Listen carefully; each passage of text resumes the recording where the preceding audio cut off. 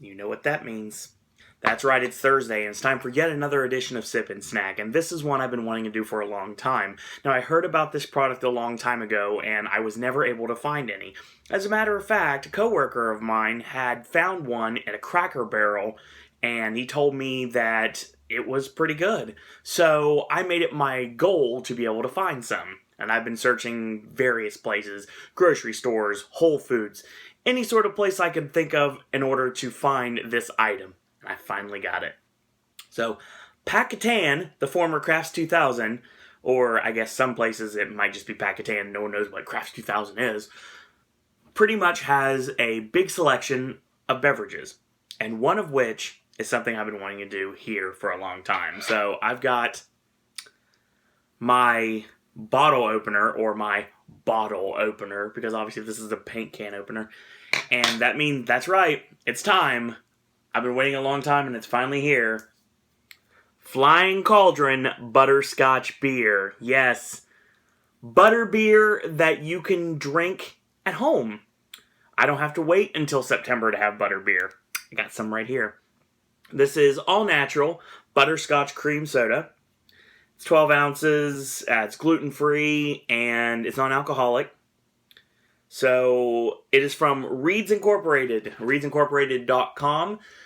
They are actually known for a couple of other things, like their ginger products, Virgil's Root Beer, Sonoma Sparklers, non-alcoholic sparkling juices, kind of like champagne, but obviously non-alcoholic, and Culture Club Kombucha, and China Cola, which, who knows if I'll ever find any of these items, or even if I wanted to, but they're available, so reedsincorporated.com if you're curious about them. And if you want to purchase this and you don't have it in your stores, you can go to reedsincorporated.com/shop, or you can actually get some on Amazon now. So if you can't find it at your local grocery store or your local store of any kind, then it's going to be available for you via the internet. Just like nature intended. So we're going to pop this open. And obviously, I really enjoy butterbeer a lot. I am a fan of the frozen variety. The cold variety's fine. I love butterbeer hot chocolate. Obviously, everyone knows I'm a big fan of the Universal Orlando version of Harry Potter, and both Diagon Alley and Hogsmeade. And I've had pretty much every variant of butterbeer, with the exception of I've not had butterbeer fudge, and butterbeer potted cream I've not had yet. I will take care of that in September, and you'll get a sip and snack based on that. But by and large, I love frozen butterbeer, and I love butterbeer ice cream. This is more in tune, apparently, from what I'm hearing, to the original cold butterbeer that you would get in the parks now on both coasts, because recently, it's kind of a tie-in, there has been soft opens for Wizarding World West. Yeah, Universal Studios Hollywood, their version of the Wizarding World of Harry Potter. And obviously I've been drinking it since 2010 in Orlando, and now I can drink it in Hollywood when I finally get out to California in a couple more years. So, without any further ado, let's get started. So, immediately, let's see what it smells like. Ooh. Smells like one of those like off-brand butterscotch discs you get. Like sometimes like people would have them in a candy dish, or you could maybe get them at Halloween, like when people grab a handful of candy and they just toss it in your bag and you're like, ooh, what's this butterscotch disc? And not so much like a Werther's Original, kind of like what I think that the butterbeer tastes like when I actually have the real thing. But let's see if I can get like a suitable I can't say replacement, but to tide me over until I get the real thing. So let's see what we got. Let's try it. I don't have the heavy cream, obviously, and I'll have like the foam on top of it. That would probably make it better. If I could freeze this, I would be awesome, but I can't because I don't want to break the glass, because I've realized in the past that that could be a bad thing. I'm kind of trying to hold the bottle here, so in case the actual thumbnail of the video at least has this in it, so let's see what we've got here, so let's try it.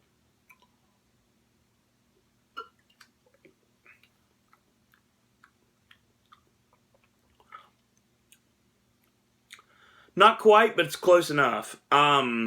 Yeah, this tastes more like I said, a melted butterscotch disc. And butterbeer has a different flavor to it. This is, like I said, this is Flying Cauldron Butterscotch Beer, so it's not actual butter beer that I'm used to, and it's not like a butterbeer recipe. But, I mean, it's fine for what it is. Let's try a little bit more.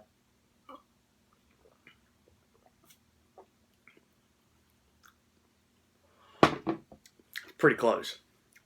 It's pretty close. It's not the same, but it's pretty close. And if you don't have a way to get to Universal on either coast or in Japan and have it, that's a suitable replacement, at least for the time being. It's very sweet. Like I said, it tastes like a liquid butterscotch disc, like, you know, the yellow butterscotch discs that they have in candy dishes, like I mentioned earlier. And it doesn't taste exactly like regular butterbeer, but the closest variant, obviously, would be the cold version, and that's pretty much the closest thing you're going to get, unless you go to the parks. So unless you make it yourself, or you go to the parks, this is pretty much your closest bet, and it's not bad. It's actually pretty good, so yeah. Very sweet. Has kind of like a very faint aftertaste, which is not really very prevalent, which is a good thing sometimes, especially when you're drinking things. But yeah, this is good. It works just fine. Flying Cauldron Butterscotch Beer is a great success. So next week, we are going to be moving into the month of March, and that means another month closer to being in Orlando again. And also, we're going to be focusing on Pillsbury. Why? Because via Clout, I got another Clout perk. And because I got another Clout perk, just like with the Totino's Pizza Chips, I'm doing this as well. And I'll show you all the cool swag that I got from Pillsbury as well. It's a nice little box of stuff. I got some gimmicks as well as a couple of items. I'm going to be trying mini muffins and mini cinnamon rolls. So that's going to be taken care of next week. And a quick programming note, so we have the Oscar predictions since the award ceremony is this coming Sunday. Those are available on this channel in the playlist. Halloween Horror Nights 26 video that I talked about, rumors and speculation. Dr. Jimmy's performances, his non-cryptic performances, all that video's there. I had a podcast on Fastlane and WWE Monday Night Raw. That's on here as well. We're going to be doing the Wednesday Wrestling Podcast. Obviously, it'll be available by the time you watch this, and you can check that out.